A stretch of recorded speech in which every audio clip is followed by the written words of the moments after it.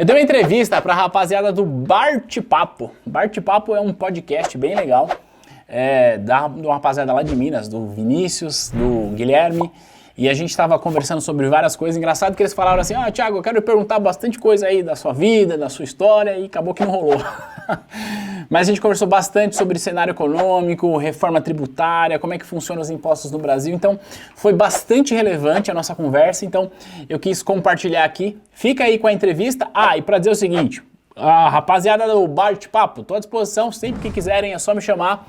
E para você que está vendo, o canal deles está aqui na descrição, o link do podcast, link do canal, é só clicar e lá também, caso queira, beleza? Fica aí com a entrevista e a gente se vê no próximo material. Tchau, tchau. Fala, e aí, rapaziada. Estamos aqui ao vivo com mais uma gravação do Bate-Papo. Eu sou o Vinícius. Isso aí, exatamente. Eu sou o Guilherme e siga a gente também no Instagram, @Bate-Papo. E hoje nós estamos com o Thiago Feitosa, da T2 Educação. Ele faz cursos preparatórios para o mercado financeiro. E, primeiramente, a gente parabeniza o Thiagão pelo trabalho. E a gente sabe das dificuldades que é empreender aqui no Brasil. E a gente também gostaria de saber um pouco como é que funciona a T2, o clube da T2 e demais cursos que você faz, Thiagão. Como é que funciona? Valeu, obrigado pelo convite aí, Gui. Obrigado pelo convite, Vini. É um prazer estar aqui, vamos bater esse papo aí, tem bastante coisa pra gente falar. E é isso, cara, você falou uma coisa que eu achei legal, né? Empreender no Brasil realmente é um desafio, mas é um desafio que vale a pena. Vamos lá, bora tocar esse barco aí. Vamos, claro. Na verdade, a gente que agradece a sua presença, a disponibilidade de estar aqui para ajudar a gente um pouco a compreender esse mercado financeiro, como é que funciona e entender um pouco como é empreender no Brasil também, né, Vinícius? Isso. Eu vejo diferentes projetos, principalmente no YouTube, a galera tenta começar do zero, levantar uma coisa nova, as diversas dificuldades que eles enfrentam para poder chegar lá. Sim, exatamente. Ô, Thiagão, e quanto a esses cursos preparatórios, tanto para áreas voltadas ao mercado financeiro, quanto a entendimento, de onde surgiu essa sua vontade? E dá pra a gente que vê suas aulas, a gente percebe que você tem um grande amor por ensinar. E de onde que surgiu isso, Thiagão?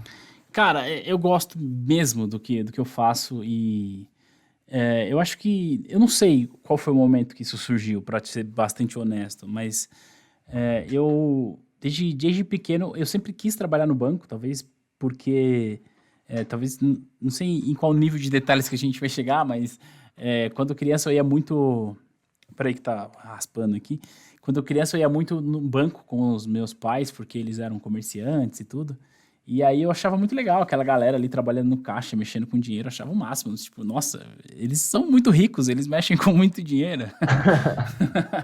E aí eu queria bastante trabalhar no banco, só que aí chegou a adolescência, eu meio que me desconectei com isso, e aí na hora de escolher a faculdade, eu escolhi fazer faculdade de matemática, porque eu queria ser professor, então olha que mundo louco, né? E aí, quando chegou na faculdade, fiz faculdade de matemática, primeiro ano, segundo ano, terceiro semestre, eu ainda não tinha tido matemática financeira, e eu comecei a ficar inquieto, falei, mas como assim? Eu tô fazendo matemática, eu não sei matemática financeira? Até que no terceiro semestre começou a ter. E aí, quando chegou a matemática financeira propriamente dita, eu falei, não, eu quero trabalhar no banco. E aí, terminei a faculdade, eu não tinha conseguido emprego no banco ainda. E depois que eu terminei a faculdade, eu comecei a fazer a pós. E aí, quando eu estava na pós, que eu fui contratado para trabalhar no banco, e aí tive uma carreira relativamente satisfatória dentro do banco. E lá, quando eu trabalhava no banco, eu comecei a dar esse tipo de aula que eu dou hoje. E engraçado que depois que eu saí do banco, um amigo que trabalhou comigo no banco, que me chamou para que eu desse aula para ele, e aí de lá para cá eu não parei mais. Então, como eu falei, eu não sei exatamente qual foi o momento que isso nasceu. O que eu sei é que eu fui aperfeiçoando ao longo do tempo, saca? Ah, entendi. A gente também vê grande necessidade, que hoje acaba que não tem em escola nenhuma a questão de ensinar matemática financeira, para os alunos. É uma questão fundamental para todas as pessoas, assim, pagar um boleto, ver imposto de renda, calcular essas coisas, e a gente não vê isso na escola, né? Seria muito importante ter. Cara, é impressionante, né? Porque a gente sai da faculdade e aí, literalmente, a gente se forma no ensino superior e a gente não sabe, não aprende a usar um cartão de crédito, cara. A gente não sabe como é que funciona, como você falou, o imposto de renda. Chega a ser surreal. Só que aí a gente passa horas da nossa vida sentado na cadeira para aprender como é que funciona a fórmula de Bhaskara. Então, literalmente, a educação, ela tá com a prioridade invertida há muito tempo e, cara, ninguém mexe nisso, né? Pô, verdade demais isso, velho. Até em faculdades mesmo, a gente não tem, nem em alguns ensinos superiores, é claro, devido a matérias, por exemplo, o sistema de informação. Na faculdade, a gente não vai ter ensinar financeiro nem nada. O contrário de economia, que eles acabam por ensinar porque com certeza é uma grade, né? Sim, Mas é muito necessário, velho. Qualquer pessoa precisa saber disso, nem que seja minimamente para conseguir gerir o próprio dinheiro, saber o cartão de crédito, o quanto a pessoa tem que pagar, como é que os juros funcionam. Isso é totalmente necessário para qualquer pessoa de qualquer nível de social da pessoa, na minha opinião. A gente deveria ter isso no ensino básico, ensino, no máximo no ensino médio.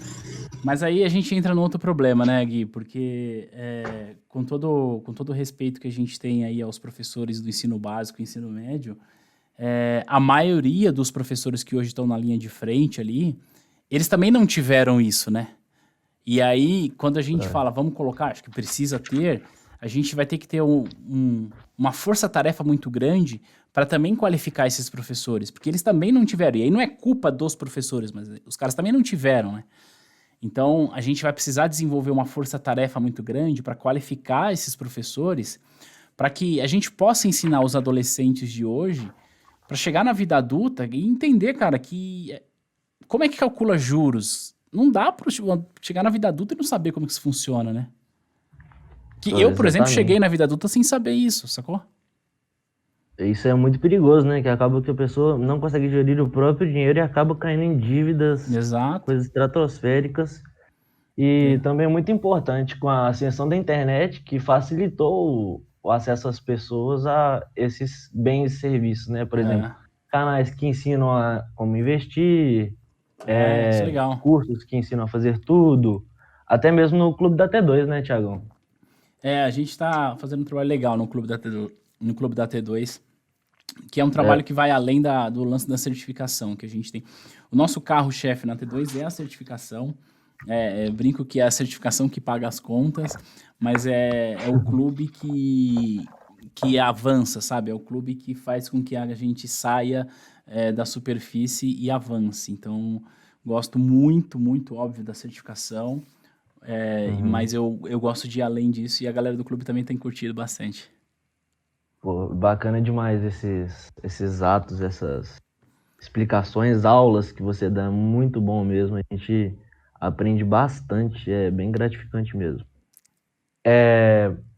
Puxando um pouco mais agora para a parte econômica e tal, essa questão da nota de R$200, o que você acha que aconteceu para ela surgir? Você acha que foi uma consequência pela demanda de notas? O que você acha que... Cara, eu acho que é a junção de duas coisas, né, Vini? É uma consequência de uma inflação que a gente vive aí desde do Plano Real, porque a inflação estratosférica... Assim, cara, quem viveu os anos 80 e os anos 90, eu acho que vocês não viveram, não sei exatamente quantos anos você tem.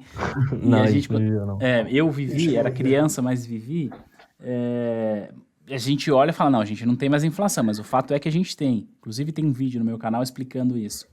Então o primeiro ponto é esse, né? Desvalorização do real ao longo do tempo.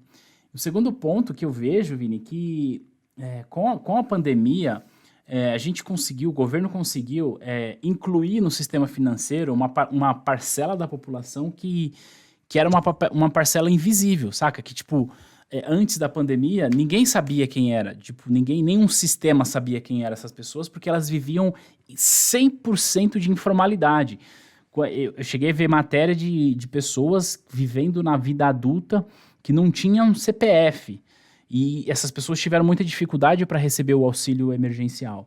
Então, essas pessoas, elas estavam acostumadas a viver a vida com 100% de informalidade, e aqui não quero desmerecer ninguém, mas constatar um fato.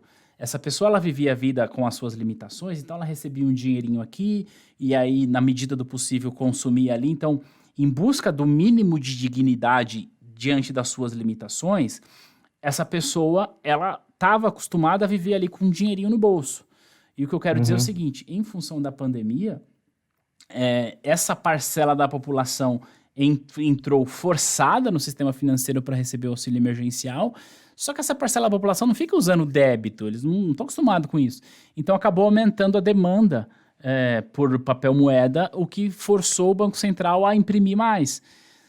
E aí o Banco Central acabou imprimindo essa nota de R$200, o que não sei, porque, cara, se a gente for olhar, cara, ninguém anda esquecendo a nota de R$200. Ninguém anda com uma nota de R$100 hoje, né? Ninguém andava. Sim, exatamente. E até ninguém vai andar. difícil, né? Ninguém vai andar com a nota de R$200. É. Mas eu vejo que essa nota foi criada pela questão da própria inflação. Ela materializa a inflação que a gente tem. Eu não lembro o número de cabeça aqui, mas ela materializa a inflação que a gente tem desde a implementação do Plano Real. E ela responde um aumento de demanda por papel moeda vindo da sociedade, na minha visão. Ah, tá. Entendi. E também ela tem alguma relação com a vontade, por assim dizer, da desvalorização do real? Ou simplesmente ela é pura e simples consequência para você? Cara, eu não acho que a nota em si, Vini, eu não acho que a nota em si ela pode provocar uma desvalorização do real, na minha visão. Eu acho que ela é pura e simplesmente a consequência. Por quê? Eu explico esse ponto, tá? E, enfim, não necessariamente eu tô certo, mas existe uma lógica nesse meu raciocínio. Porque o aumento da base monetária, isto é, a quantidade de dinheiro em circulação, cara, ele não depende da impressão física, não depende de ter o papel moeda. Ele depende exclusivamente do Banco Central ir lá e aumentar as reservas bancárias. E o Banco Central faz isso apertando um botão. Então, quando o Banco Central simplesmente vai lá e aumenta as reservas bancárias, no sentido de colocar mais dinheiro na conta, literalmente, na conta dos bancos junto ao Banco Central, ele não imprimiu, mas ele aumentou a quantidade de dinheiro em circulação. O que eu quero dizer para aumentar as reservas, a quantidade de dinheiro em circulação não depende de impressão de papel moeda. Depende da liquidez, né? Isso, depende da liquidez, depende de um dinheiro escritural que o Banco Central vai lá e imprime. Então, o Banco Central simplesmente vai lá, compra título que está em poder do banco, fala assim, ó, se vira. E esse comprar, basicamente, você tem um título eletrônico, me dá aqui e eu te dou um dinheiro eletrônico. Então, é uma transferência de dados, literalmente, e não precisa necessariamente haver a impressão. Então, eu não vejo que a nota de R$200 em si, o fato de tê-la provoca a inflação, porque, cara, a gente não precisa de ter o papel moeda para ter a inflação, na minha visão. A gente tem inflação sem ter o papel moeda. Ah, entendi. Thiago, me corrija se eu estiver errado. O Vini falando aqui agora. Eu que não procuro, no momento que eu estou vivendo agora, ter conhecimentos mais profundos, matematicamente falando, sobre a própria economia, mas eu trago isso para mim como um projeto de vida para um momento futuro. Isso sobre o que você estava falando agora, na questão da nota de R$200.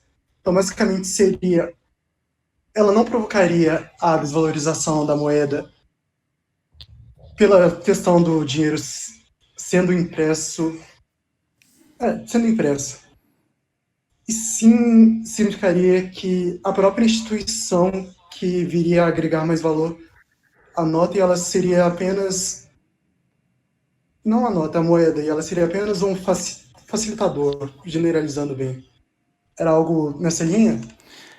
Sim, Vini, porque assim, ó, para que haja uma inflação, necessariamente eu preciso aumentar a base monetária, ou seja, a quantidade de dinheiro em circulação. Este é o ponto. Então, Se eu estou dizendo o seguinte, o Banco Central ele vai imprimir notas de R$ 200. Ok, beleza. Mas o fato de eu imprimir a nota de R$ 200, ele não necessariamente implica em aumentar a base monetária. Sacou? E pode ser que ao imprimir, eu também aumente a base monetária. Ok, e isso vai provocar inflação.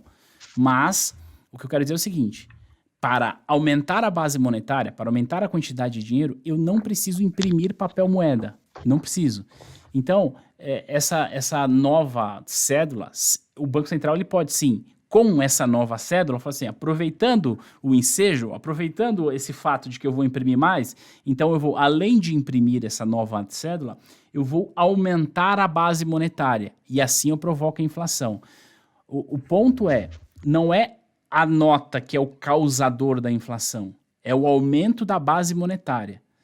E o que eu quero dizer é o seguinte, aumento da base monetária, ele acontece independente da nota. Esse que é o ponto. Porque o sistema bancário nosso, ele funciona com o lance de reservas fracionárias. Este que é o ponto. Então, quando você coloca R$ 1.000 dentro de um banco, você deposita lá R$ 1.000 dentro de um banco, a gente tem uma certa ilusão de que assim, o banco ele é responsável por guardar o nosso dinheiro. Então, eu pus R$ 1.000 lá, eu estou guardando meu dinheiro como se fosse um cofre. E não é assim que o sistema bancário funciona, né? Quando eu ponho um dinheiro no banco, na verdade, mesmo que seja conta corrente, naquele momento, quando você deposita, essa grana passa a ser um passivo do banco, passa a ser um débito, uma dívida do banco. E, por definição, o banco tem o direito de emprestar isso para um número X de outros clientes.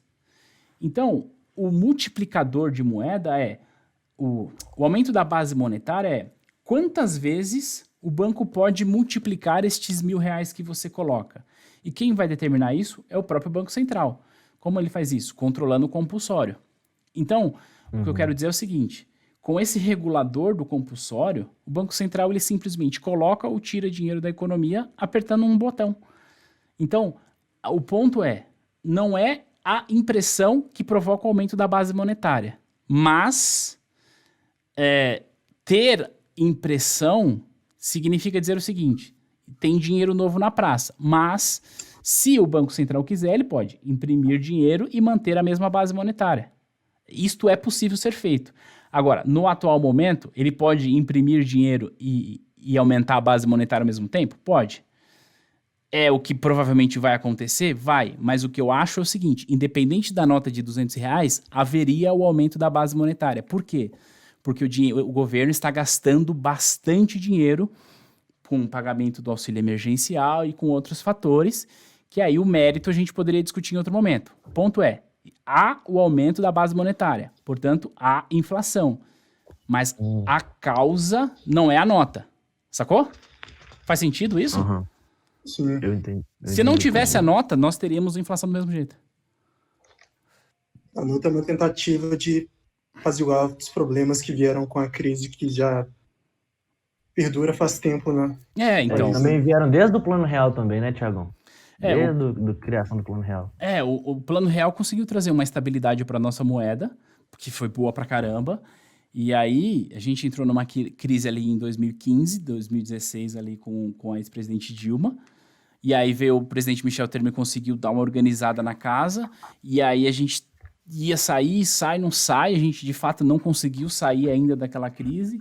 E aí, quando tá nessa sai, não sai, veio o corona aí e falou assim, filho, calma, não é agora que vocês vão sair, não.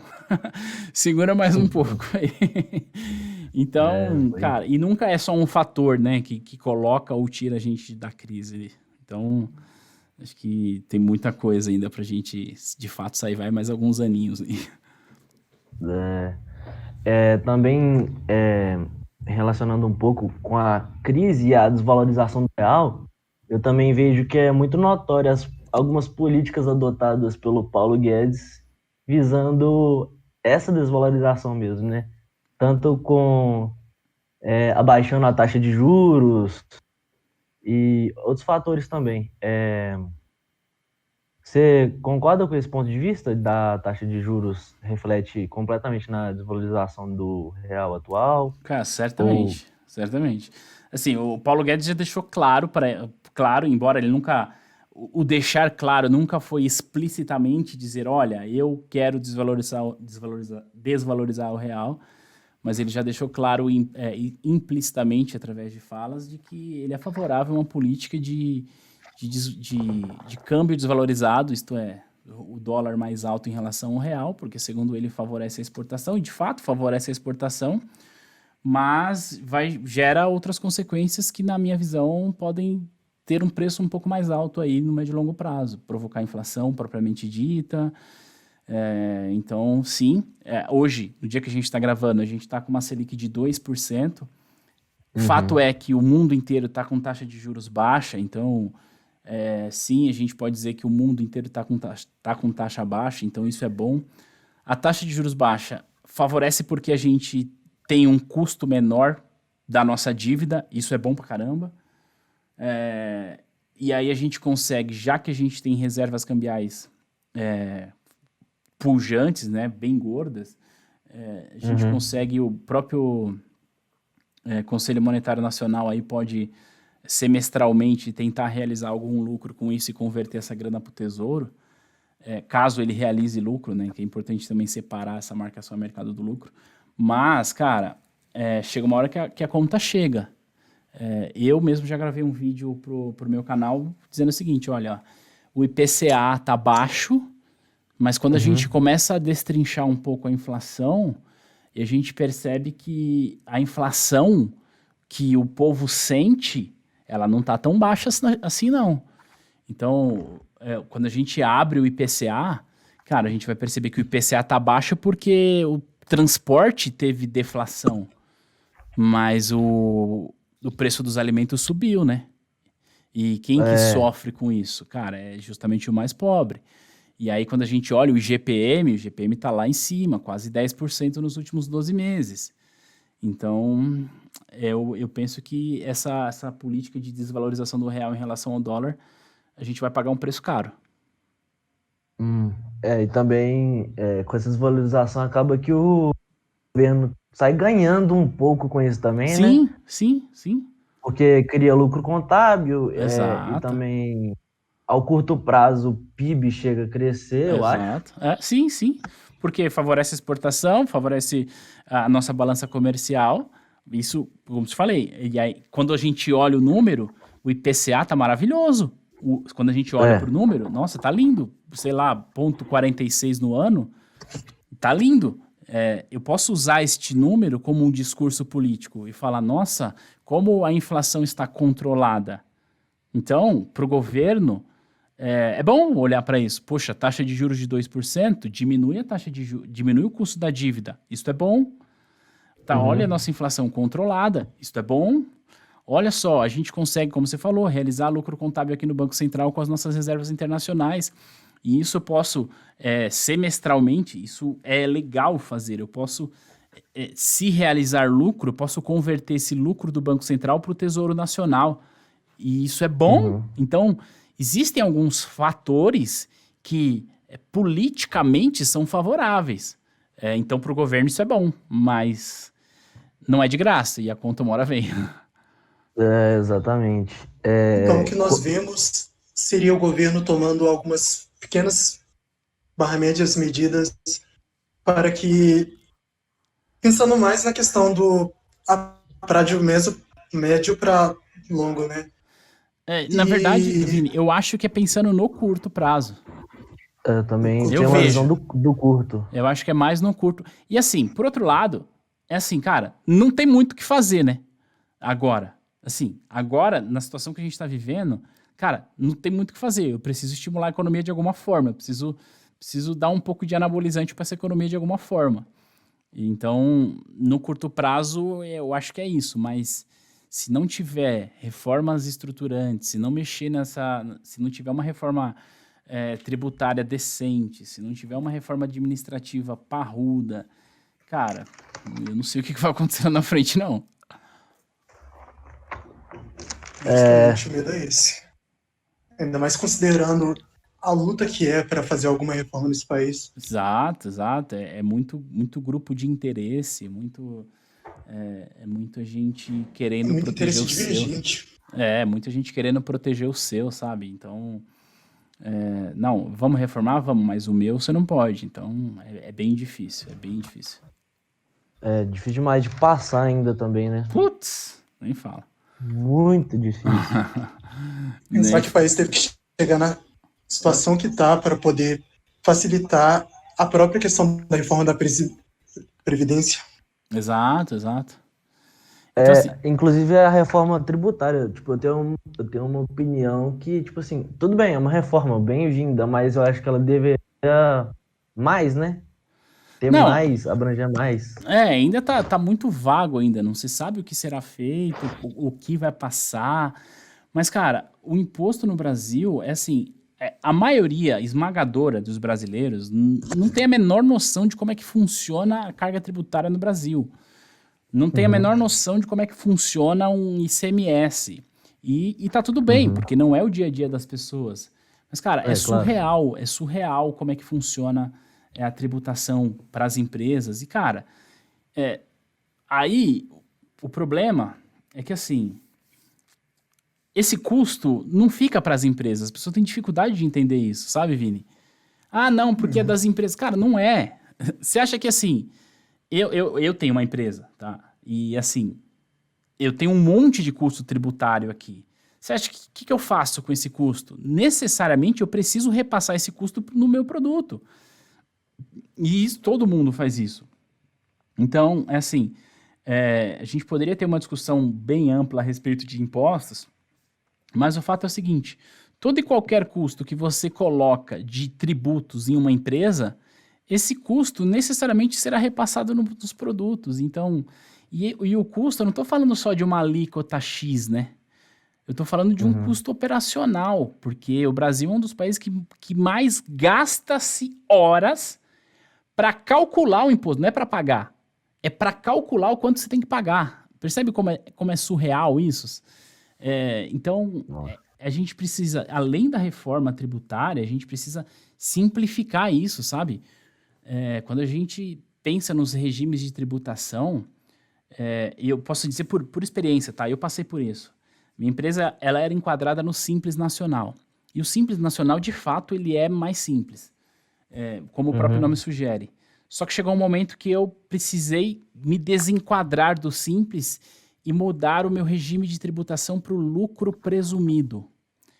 Neste momento, mas eu quase precisei contratar uma pessoa para cuidar só de imposto. Você tem noção o que é isso?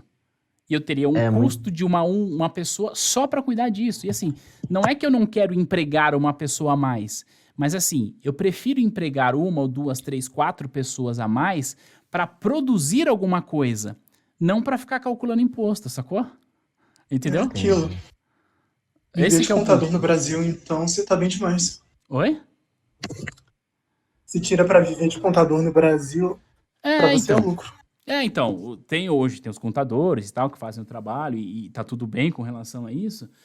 Mas, cara, não faz sentido isso, né? Porque se eu preciso contratar uma pessoa para calcular e cuidar dos impostos, cara, é uma pessoa que não tá produzindo. Entendeu? O que essa pessoa estaria produzindo dentro da minha empresa? Não tá produzindo. Aí, falando da minha experiência, o que eu fiz? Eu mudei o meu contrato com o contador, passei a pagar mais para ele do que eu pagava, para que ele pudesse absorver mais essa demanda que teve. Então, assim, obviamente ficou mais caro, mas o ponto é o seguinte, né? Quase que eu precisei contratar alguém. Agora, quem que ganha com isso? Quem que ganha? É o governo? Não só o governo. Porque, vamos pensar aqui, numa grande empresa, vai. Agora há pouco, antes de começar a gravar esse podcast, eu falo muito, tá? Mas enfim. Agora há pouco, Assim que é bom, assim que é ótimo. Antes de começar a gravar esse podcast, eu tava gravando um outro vídeo para ir pro canal e tal. Cara, quem ganha com essas burocracias é sempre os grandes. Por quê? Vamos pensar aqui num grande numa grande empresa de educação, tá? Vamos pensar aqui sei lá, na Cogna. Obviamente eu não sou concorrente da Cogna, tá? Mas enfim. A Cogna, ela tem dinheiro e tem estrutura para cuidar de toda a parte fiscal e tributária dela. Então, tem lá um departamento gigante só para cuidar disso para ela. Então, o que ela olha? Ela olha para as escolas pequenas, como a minha e outras, embora eu não seja concorrente dela, e o que ela olha? Ela olha para baixo e fala assim, cara, esses caras, para eles chegarem aqui e começar a me incomodar, eles vão ter que gastar um dinheiro absurdo só para cuidar dessa parte que eles não têm condições, não têm estrutura para isso. Então eu nem me incomodo com eles. Então essa burocracia, ela cria uma barreira de entrada, ela cria uma dificuldade a mais para a concorrência. E por isso que a gente tem, em todos os setores da economia, a gente tem baixa concorrência, serviços ruins e caros, a gente tem um monte de coisa. Isso a gente pode falar dos serviços bancários, de serviços de telefonia, a gente pode falar de serviços de aviação, um monte. Por quê? Porque você não tem nenhum estímulo à concorrência, você tem um monte de empecilho, um monte de dificuldade. E aí você tem estímulos a fazer coisa errada. Entendeu? E o que me falaram, e aí trazendo experiência mesmo, tá? E aí nem sei se eu deveria falar isso porque está sendo gravado. Falaram para mim, olha, o que seria mais fácil para você, quando eu precisei fazer essa migração, seria mais fácil você abrir uma outra empresa no Simples e dividir as suas vendas e fazer 2 empresas. Só que eu optei por não fazer isso porque isso para mim não faz sentido.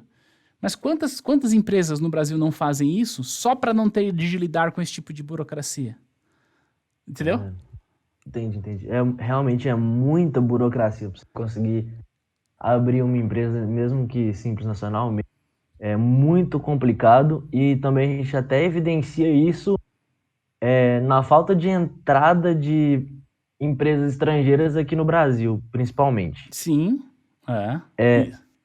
E também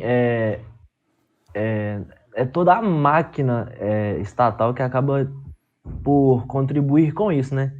sim. Até mesmo, por exemplo, aquele WhatsApp que dá para pagar, que era juntamente com a Cielo, não era?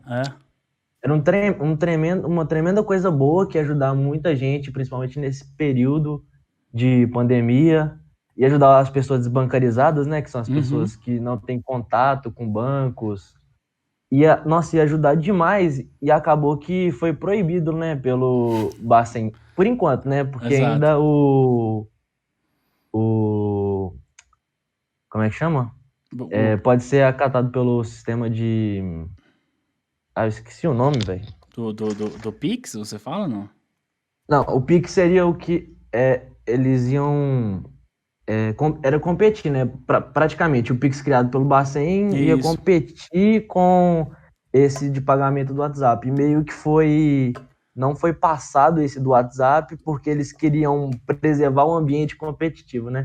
Exato. Eu acho que isso prejudica demais, velho. Demais o empreendedorismo aqui no Brasil, impede o crescimento aqui dentro, a criação de novas empresas, melhoria para os próprios brasileiros que geram empregos, altas coisas que ajudariam são taxadas, Exato. São dificultadas. Cara, né? Definitivamente, empreender no Brasil não é fácil, não é fácil. Assim, é muito desafiador. E aí eu tô dando meu exemplo, cara, mas eu vendo serviço. Então, para mim, digamos, é relativamente mais tranquilo. Agora, imagina uma empresa que vende produto que ela, sei lá, produz no Rio Grande do Sul e ela precisa vender, sei lá, pro Nordeste. Cara, você não tem noção o que é isso, cara. A questão de substituição tributária, ICMS, cara, é um negócio que não... É surreal.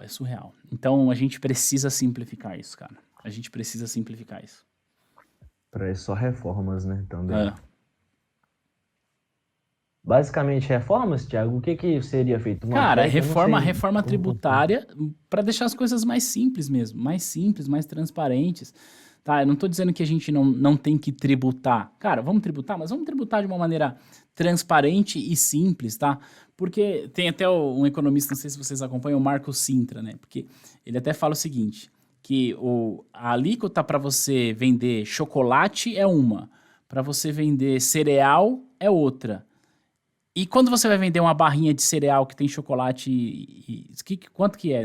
Ninguém sabe. Então, a gente tem um monte de entrave tributário que é judicializado, porque, cara, ninguém sabe. Então, tem um monte de coisa que poderia ser resolvido de uma maneira mais simples e não é. Tá na justiça. Então, por que não simplificar isso? Então, uma reforma tributária que mexa nas alíquotas e simplifique, cara, é absurdamente necessário. Inclusive, não só pela questão empresarial, Vini, mas também, e Guilherme, pela questão pessoa física também. Cara, há quanto tempo que o governo não atualiza a tabela de imposto de renda da pessoa física? Há muito tempo, eu não sei exatamente quantos anos. E isso, na prática, significa que o governo está, ano após ano, aumentando o imposto da pessoa física e tá tudo bem, ninguém fala nada. Por quê? Cara, o seu salário... Nem chega a ver nada. Oi? Você falou alguma coisa, Vini? Assim, as pessoas nem chegam a acompanhar isso. Não, porque o seu salário ele é corrigido minimamente pela inflação todo ano, certo? Então, significa dizer o seguinte, que se a tabela do imposto de renda não é corrigido minimamente pela inflação todo ano, o que acontece é o seguinte, né? Hoje você deveria estar isento, mas aí seu salário é corrigido, o ano que vem é corrigido, daqui a pouco o seu salário, que lá atrás, que você não teve aumento de salário, ele só foi corrigido pela inflação, você não está ganhando mais. Só que lá atrás, que era isento, agora não é mais. Por quê? Porque a tabela não foi corrigida e o governo toma imposto. Então, cara, não faz sentido isso. O pior é que quanto mais você estuda sobre isso, mais indignação acaba te dando, né? Exato. Quanto mais você estuda, mais doido você fica. Uma coisa que eu sou completamente a favor, eu acho que, tipo assim, para mostrar a quantidade massiva de impostos, mesmo sobre produtos e qualquer coisa, eu acho que as próprias empresas que acabam vendendo esses produtos deveriam, tipo, separar. Por exemplo, esse saco de arroz, ele custa 10, mas 5 reais é só de imposto, por exemplo. Eu acho que seria muito bom porque as pessoas iam começar a ver a quantidade massiva de imposto que eles acabam pagando sobre qualquer coisa, que é, tipo, muito absurdo, na minha opinião. Não, acho que esse processo de transparência, eu acho que passaria por isso, né? Passaria. Mas, ainda assim, por mais que a gente tivesse, eu acho que ainda assim a gente não conseguiria colocar na ponta todos os custos, né? Porque, cara, enfim, a cadeia de impostos, ela sempre vai esbarrar na ponta. Igual agora, uma das coisas que o Guedes está querendo trazer é o imposto que a galera tá falando da nova CPMF, que eu ainda não gravei nada para falar sobre isso, porque não chegou ainda, não falou como é que vai ser, mas, cara, a CPMF é uma tragédia, porque além de ser um imposto ruim, ele tributa algo que você não produz. Então, sei lá, se eu comprei uma casa por 500 mil, e depois eu vendi a casa por 300 mil, eu tive prejuízo. Mas mesmo assim eu pago imposto. Então, primeira coisa, já não faz sentido. E segundo, cara, que quando você tem um produto que tem uma cadeia de produção longa, imagina como esse preço vai chegar no final. Então, sei lá, eu comprei um produto lá, o primeiro produtor vende, vai ficar mais caro por causa da CPMF. Aí o segundo, terceiro, quarto, quando chegar aqui para o consumidor, ele está pagando 5, 6 vezes a CPMF que vai sendo repassado e o povo acha que tá bom. Não faz sentido isso, né? Entendi. Essa nova CPMF que é o imposto digital, né? Então, o Guedes tá falando que é imposto sobre transações financeiras e tal, mas eu não sei ainda como que vai ser, né? Porque a CPMF, como era cobrado 0,38 sobre toda transação financeira que você fizesse. Toda transação financeira. Então, sei lá, eu transferi 10 reais para minha filha comprar lanche na escola, eu pagava 0,38% disso aí. Pesadíssimo. Assim, fala... Oi? Não, o que eu tava dizendo é o seguinte, né? Quando eu falo dessa transação de 10 reais, fala, pô, Thiago, mas isso não é nada. Não, a questão essa transação de 10 reais de fato não é nada. Mas a gente tem de olhar o seguinte, toda empresa, ela vai embutindo na sua produção todos os custos que ela tem. E ela vai sempre repassando para o teu cliente. Então, eu sou uma empresa que compro de uma outra empresa, ali tem todos os custos, todos os impostos estão ali. E ela vai repassando, até chegar no consumidor final. Não tem mágica aqui, entendeu? Então, Entendi, e quem vai entendi. sofrer com isso, cara, é justamente aquela pessoa que ganha menos dinheiro, porque o produto para ela fica mais caro. Aliás, fica mais A caro para imagem que todo mundo, passa, mas... Oi? aí acaba que o que passa nessa própria iniciativa do Guedes é que falta a transparência com a ideia das novas CPMF, e faltaria com a reforma tributária em geral. Fica parecendo, não só pelo que ele fala, como pelo que trazem para a população em geral, que eles não têm algo muito bem definido ainda. É, Que tem a ideia, mas que até o momento que a gente está gravando esse podcast, não foi apresentado nada assim ao Congresso que a gente possa, inclusive, discutir os pontos. Pelo menos até o momento que a gente está gravando, não está claro para ninguém, só está assim, que existe. rumores, né? Então não dá para a gente chegar a nenhuma conclusão. Mas a gente precisa, por exemplo, cara, desonerar a folha de pagamento, porque, cara, não faz sentido a gente ter tanto custo sobre geração de emprego. Porque aí, mais uma vez, entra naquele problema. Quem mais emprega no Brasil não são as grandes empresas. Quem mais emprega são as pequenas empresas.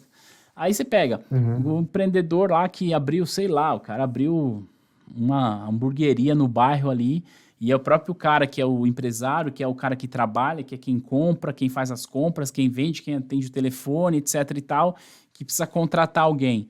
Aí ele olha e fala, pô, preciso empregar este jovem aqui que está em início de carreira, e o salário mínimo que eu poderia pagar para ele, que é o salário mínimo, sei lá, R$1.000 e poucos.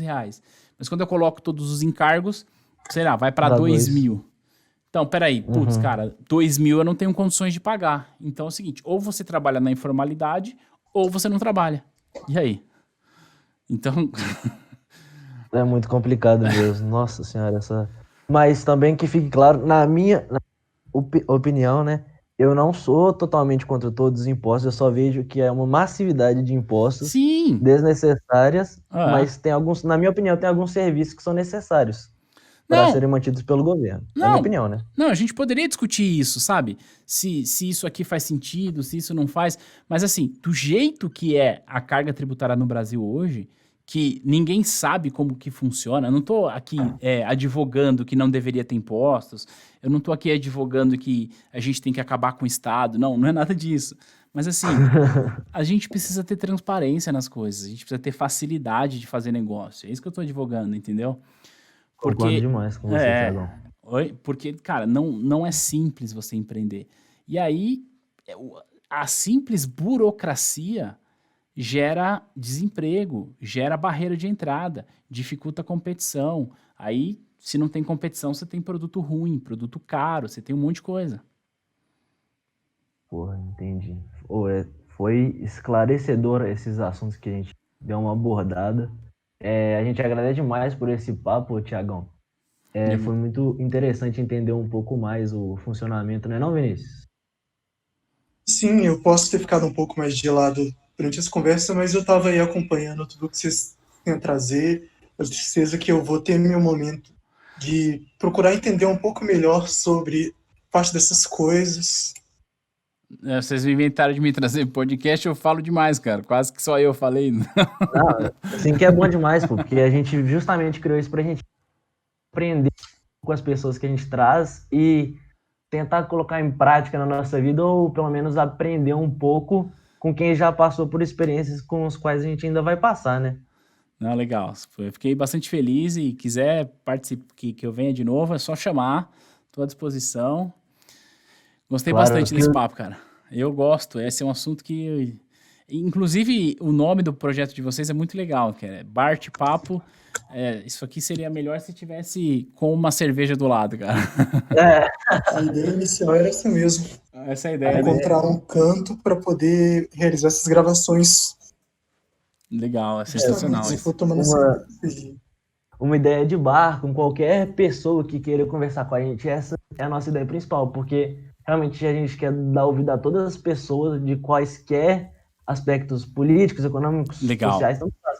A gente só quer ouvir, aprender um pouco e tentar entender Cara, a isso é pessoa, legal. o lado dela e alinhar com o nosso. Eu partilho dessa opinião de vocês também, sabe? Pelo que a gente conversou aqui, eu acho que vocês puderam, e quem tá ouvindo também, entender que eu tenho uma visão bastante liberal, tanto da economia, mas da vida. Eu acho que todo mundo deve ser livre para fazer o que bem entende da vida, e ninguém deveria se meter na vida de ninguém, mas... E exatamente por isso que também que eu sempre ouço qualquer pessoa, eu acho que cada um é livre para acreditar no que quiser e ouço, dou espaço, não tenho nenhum problema com visões diferentes daquilo que eu acredito. Justamente por acreditar na liberdade é que eu acho que as pessoas são livres, inclusive para defender e acreditar coisas diferentes das que eu acredito. Não, exatamente. Ô, Thiago, e também a gente quer te agradecer mais por ter dado ouvidos a gente e ter explicado um pouco dos seus conhecimentos adquiridos ao longo dos seus anos de vivência, porque foi realmente muito bom pra gente, tá? Legal, Gui. Tamo junto. Sempre que precisar, só chamar, vou estar por aí. Tá, exatamente. Ô, galera, então, esse foi mais um bate-papo com o Thiagão. E foi isso. Ô, Thiago, e aqui agora nós vamos fazer só algumas perguntinhas da galera aqui, Manda beleza? aí. Manda aí. Tá. E aí, gente, nós estamos para mais uma perguntinha aqui da rapaziada. E nós vamos estar com o Thiagão, de novo, trocando uma ideia. Só algumas perguntinhas rápidas, que a galera teve algumas dúvidas aqui. O João perguntou as desvantagens de se ter um único imposto. Eu acho que ele quis dizer em relação a só ter imposto de renda. Ah, tá. Desvantagens de ter um único imposto? Cara, eu não vejo desvantagem nisso, não, no sentido de ter um único imposto. Acho que seria bem simples isso. Eu não consigo ver uma desvantagem nisso, não. Eu só vejo vantagens. Porque seria simples e transparente. Então, seria maravilhoso. Concordo, exatamente. O Lucas perguntou, a gente até abordou um pouco, ele perguntou se falta empreendedorismo aqui no Brasil. Cara, sem sombra de dúvida. Cara, hoje, até é uma pergunta bastante polêmica. Hoje, alguém caiu aí. Foi a segunda conta do Vinícius. É uma pergunta bastante polêmica, né? Porque hoje, teve uma pessoa que me perguntou assim no Instagram, né? Se os bancos forem privatizados, vai acabar a estabilidade dos concursados, né? A pessoa perguntou para mim e eu acabei não respondendo ainda. E por que eu tô respondendo isso para falar dessa pergunta? Para dizer o seguinte, sim, falta empreendedorismo, falta iniciativas que estimulem o empreendedorismo.